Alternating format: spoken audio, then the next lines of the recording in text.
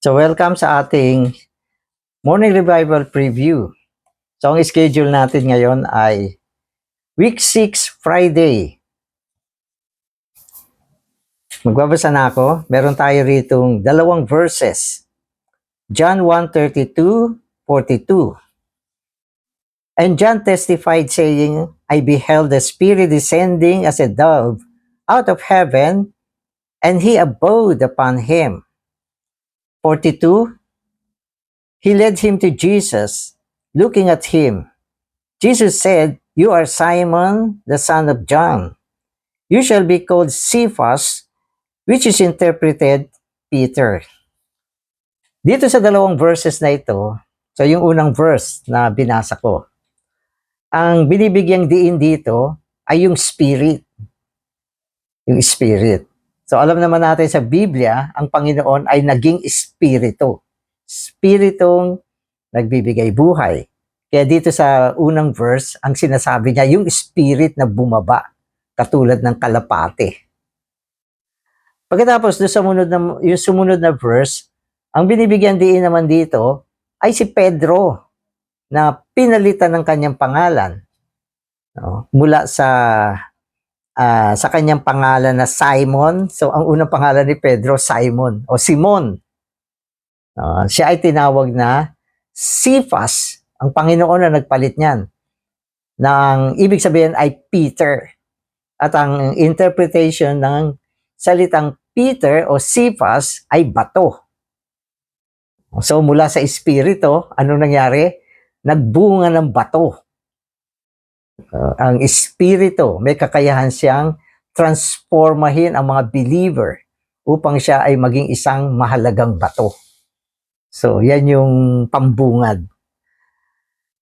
In His becoming the Spirit for life-giving and transforming, Christ speaks to us further how God carries out His economy organically by His divine life for the divine purpose according to His heart's desire.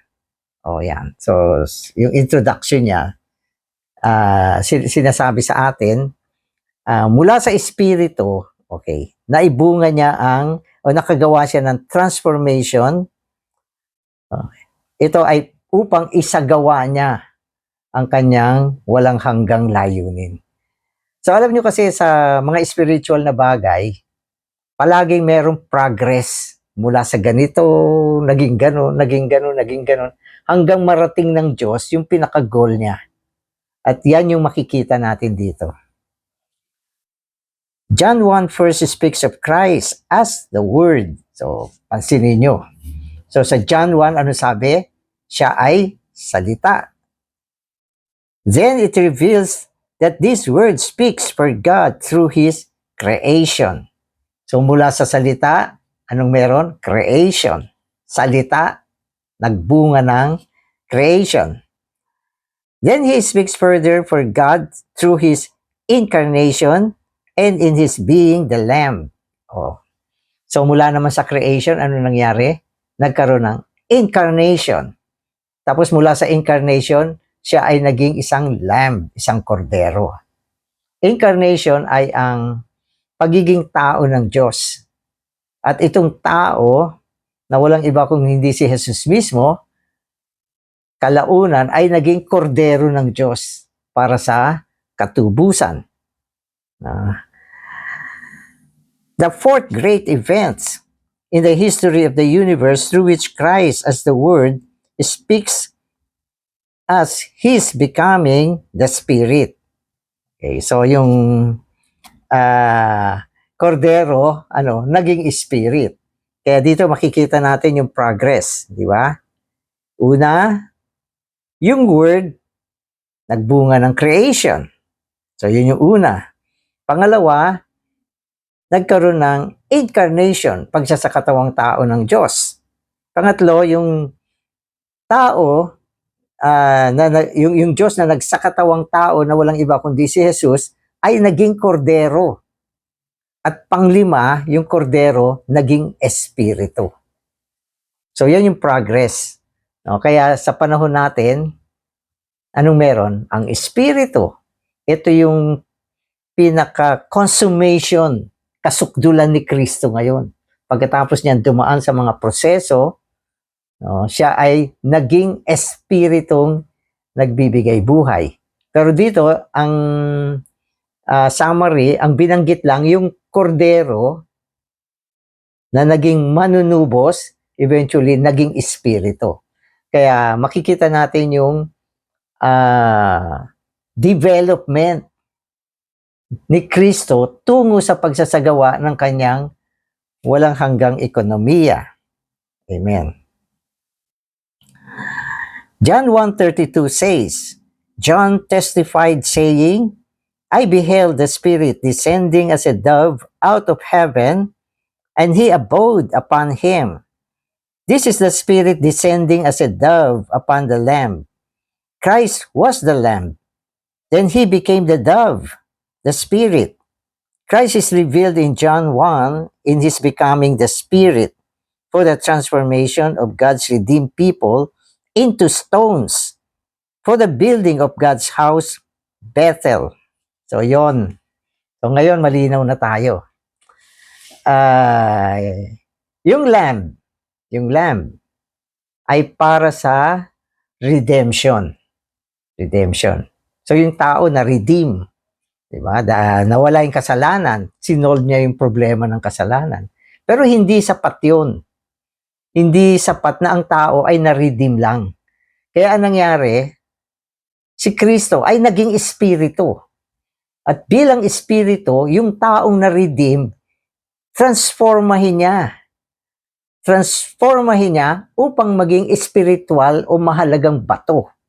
At itong bato ay para sa pagtatayo ng bahay ng Diyos na walang iba kundi yung Bethel. At syempre, sa panahon natin ngayon, ito yung Ecclesia. At itong Ecclesia, ito yung katawan ni Kristo. At ito ay mapapasok doon, magiging ang bagong Jerusalem. So yan yung direksyon ng paggawa ng Diyos na nangangailangan ng progress tungkol sa Kanya, yung mga development niya. So, incarnation, naging lamb, naging spirit, yung espiritu nag-transform. Okay, yung redeem, yung tubos na isa, naging bato, yung bato na itayo, naging bahay. Yung bahay na yan yung Ecclesia. At yung Ecclesia, mapapasok doon, maging ang bagong Jerusalem. Kaya yung bagong Jerusalem, yun yung goal. Yun yung consummation, kasukdulan at totality ng lahat ng ginawa ng Diyos. At yung New Jerusalem, yan yung sa kawalang hanggan. Amen. So, magbabasa na ako. Today's reading. We need to be not only redeemed, but also transformed. If we were merely redeemed, we would still remain men. In order to become like God, we need transformation. The first step of transformation is to regenerate, to make us. To remake us. Even though we were made in the image of God and according to the likeness of God, we still do not have anything real of God in us until we are regenerated. We need to be regenerated to begin our transformation into stones for God's spiritual building, His house. The house of God, Bethel, first is the church, then the body of Christ, and consummated the New Jerusalem. Amen. So yung step ay muling ni-rehearse sa atin. Alam niyo kasi tayo nalikha ayon sa anyo at wangis ng Diyos. Napaka-special naman ng pagkalikha sa atin. No, tayo ay ayon sa wangis at anyo ng Diyos. Ibig sabihin, kamukha natin ng Diyos. Kaya lang, yan ay ayon sa paglikha, bagamat nasa larawan tayo ng Diyos, wala naman tayong Diyos. Walang bagay ng Diyos sa atin. Tayo ay nilikha lang ayon sa larawan ng Diyos. Kung tutusin, yung tao nga, nilikha ayon mula sa alikabok eh. Mukhang Diyos, pero alikabok. So, walang kwenta. Kaya yung transformation ay nagsimula sa regeneration. Sa pamamagitan ng regeneration, yung elemento ng Diyos na dala sa atin, ito yung pagkasilang na muli. So, nung nanampalataya tayo sa Panginoon, tayo ay naisilang na muli. Nagkaroon tayo ng buhay ng Diyos, kaya meron tayong elemento ng Diyos. Pero yung pagkasilang na muli, may elemento tayo ng Diyos, sa loob ng ating espiritu, kulang yan. Kulang yan. Kailangan pa ng pagtatransforma. Ang pagtatransforma ay ang higit na paglalalin, pagtutustos, pagpupuspos, pagbababad, no, ng Diyos sa atin. Hindi lang sa espiritu, sa ating buong katauhan, upang tayo ay maging isang mahalagang bato para sa pagtatayo ng kanyang bahay. Kaya yung regeneration, mabilis lang yon. Nung nanampalataya tayo sa Panginoon, by minutes lang yan eh. O nabaptize tayo, meron na tayo buhay ng Panginoon. Pero ang transformation, nako, halos buong buhay natin. Ito yung kung saan yung espiritu patuloy na nailalalin sa atin. Katulad ng petrified wood na nilagay doon sa agos ng tubig. Tapos yung mga elemento ng tubig, yung mga mineral na i-deposit doon sa kaprasong kahoy. Hanggang yung kahoy, hindi na siya kahoy, naging bato na siya. Petrified wood. Ganon din ang transformation, no, sa ating pagdulog sa espiritu. So yung espiritu, merong agos yan eh. Dinideposit niya yung mga kung ano ang Diyos tungo sa atin. Ang kanyang kagalingan, no, ang kanyang kabanalan, no, kung ano siya sa pag-ibig, sa buhay, sa kalikasan, hanggang tayo. Tigmak ng Diyos. No, hindi ka na clay, bato ka na. Amen. So, yun yung unang part nito. Tapos ngayon, pumunta naman tayo sa isang part nitong message natin. The Greek prefix anti has two main meanings. First, it means against. Second, it means in place of or instead of. This indicates that an antichrist is against Christ and also replaces Christ with something else. To be an antichrist is, on the one hand, to be against Christ. On the other hand, it is also to have something instead of Christ, something that replaces Christ. By this we see that the principle of Antichrist involves denying what Christ is. This is to be Antichrist, against Christ. Of course, whenever someone denies what Christ is, automatically, that person will replace Christ with something else. Hence, an Antichrist is both against Christ and is one who replaces Christ. So yung topic niya, biglang umano siya, kumbaga sa bumaling sa isang bagong topic. So yung unang topic niya, something about spirit, transformation, God's house. Tapos yung second part niya, ang pinag-uusapan na rito ay yung Antichrist. So siguro naman narinig nyo na yung salitang Antichrist. Ito ay tinalakay sa 1 John. So, basahin nyo yung 1 John na kung saan tinatalakay yung Antichrist dyan. At sa pagkatanda ko, ang tungkol sa Antichrist, mayroong dalawang uri ng Antikristo. Yung unang Antikristo, ito ay isa lang, singular. Ito yung dadating na Antikristo sa panahon ng Great Tribulation. Malaking tao to. No? At ito yung may number na 666. So, yan. So, para malaman nyo yung Antichrist na yan na dadating, basahin nyo yung Book of Revelation. No, na dadating yan. At meron din ako isang ginawang video tungkol sa Antichrist. Hindi lang isang video. I think tatlong video ang ginawa ko tungkol dyan kay Antichrist. So, pwede nyo hanapin doon sa channel ko, Slaves of Christ. Okay. So, pero ang pinag-uusapan dito, yung isang type ng Antichrist na binanggit ni John, na sinasabi niya, yung Antichrist daw, ito yung tinatatwa niya, no, na si Jesus ay ang Kristo. So, yun yung sinasabi doon sa, sa sulat ni Juan. Sabi niya, sino ba yung Antichrist? Ito yung hindi naniniwala na itong si Jesus ay si Kristo. Ibig sabihin, sa kanila, hindi siya yung Kristo. Kasi yung Kristo, yun yung Misaya na dadating eh. Dumating na ang Panginoong Jesus. At siya talaga yung Kristo. Pero hindi siya tinanggap ng mga Antikristo nung panahon ni John. Okay. So ngayon, ine-explain naman sa atin dito, ano ba yung prinsipyo ng Antichrist? So sabi niya rito, yung salitang anti, okay, meron siya dalawang meaning. Okay. Ang una ay against, laban. Pangalawa, in replace of or instead of. So, paano mo tatagalugin yan? Ang ibig sabihin, sa halip na, sa halip o sa halip. Ibig sabihin, sa halip na Kristo, okay, hindi Kristo, kundi pinalitan. So, yun yung ibig sabihin. So, yan yung Antichrist. So, pakinggan natin.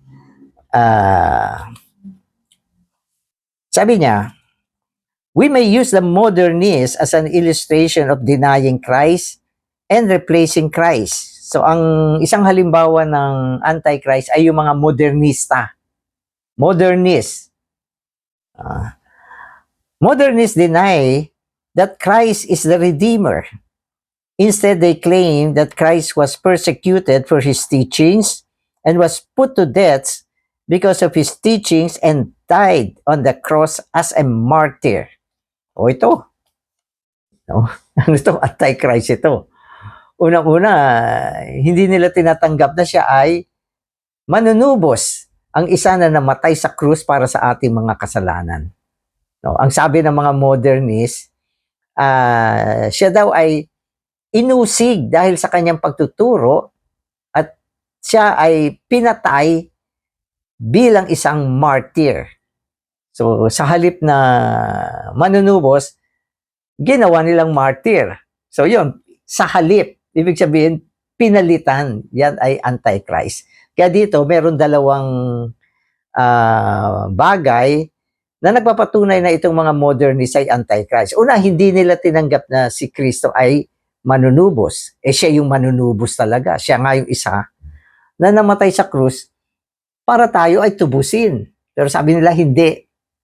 So, dininay. Ibig sabihin, pinagkaila, tinatwa.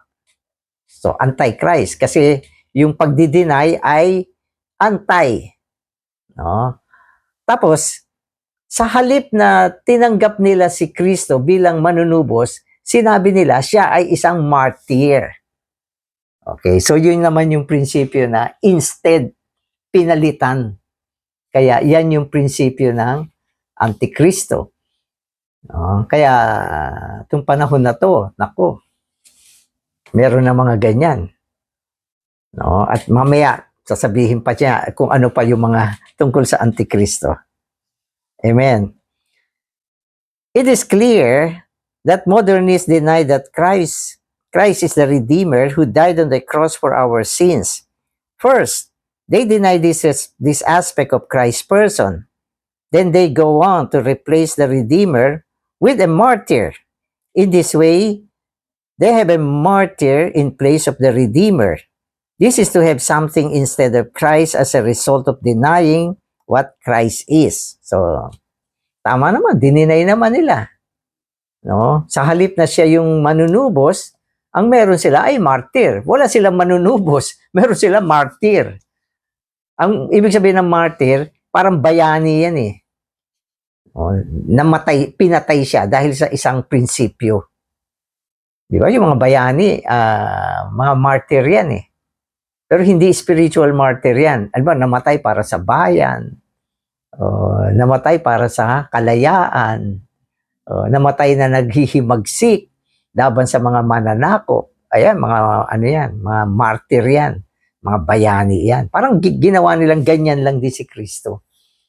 Sabi nila, siya ay pinatay dahil sa kanyang pagtuturo. Hindi siya redeemer, kundi siya isang martyr. Yan ay antikristo. Antichrist yan. Amen. Amen. Okay. So, merong warning dito.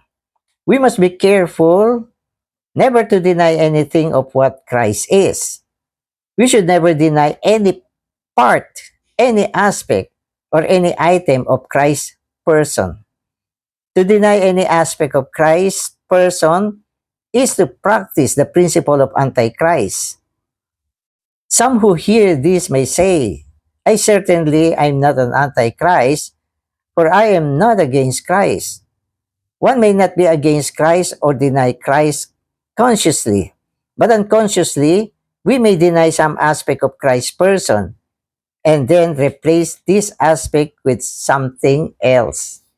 So yun yung prinsipyo ng Antichrist na sinasabi sa atin, kapag tinatwa mo o hindi mo tinanggap o hindi mo pinaniwalaan ang isang aspekto ni Kristo o isang bahagi ng tungkol kay Kristo, yan ay prinsipyo ng Antichrist. Katulad yung sinabi ko, nung panahon ni John, may mga tao na sinasabi, hindi siya yung Kristo. Nang ibig sabihin, sa kanila may dadating pa, hindi ito. Antichrist yan. Tapos yung mga modernist naman, ito naman yung nagsasabi na hindi siya redeemer. No, siya ay martyr. Antichrist yan. So, may alam ba kayo mga Antichrist ngayon?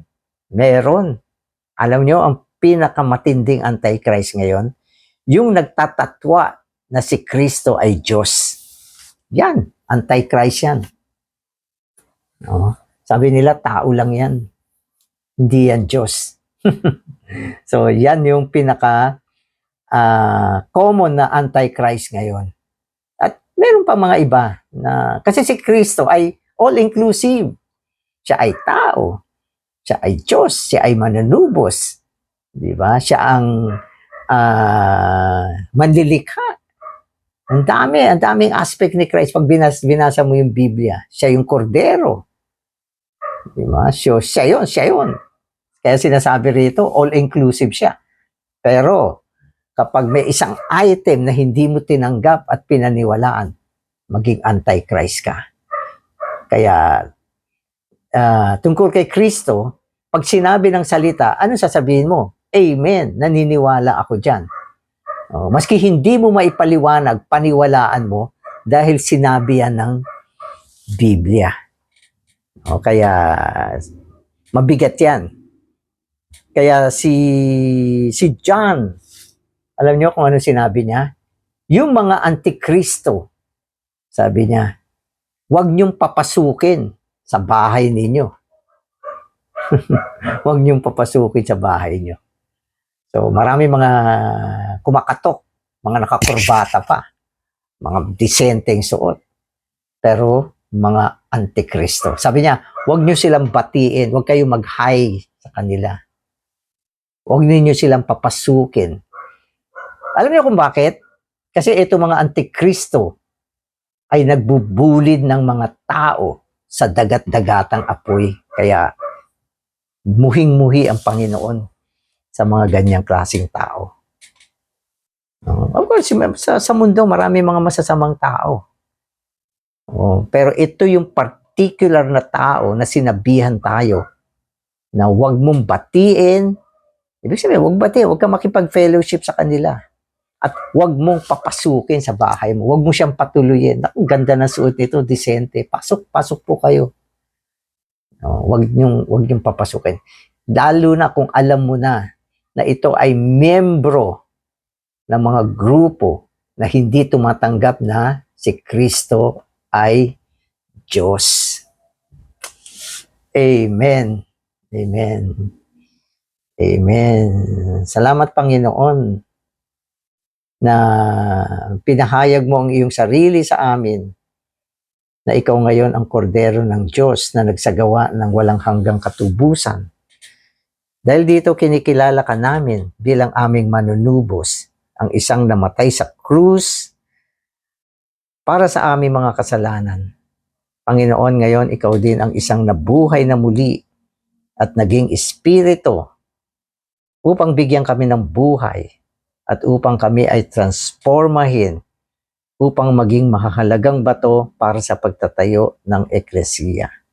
Salamat din sa iyong warning, Panginoon, na ang mundo ngayon marami mga antichrist. Ito mga antichrist na ito, karamihan, hindi naniniwala na ikaw ay Diyos. Kaya Panginoon, kami ay naatasan na huwag makipagsalamuha sa mga ganitong tao. Salamat, binigyan mo kami ng babala. Pinupuri ka namin. Amen. Amen.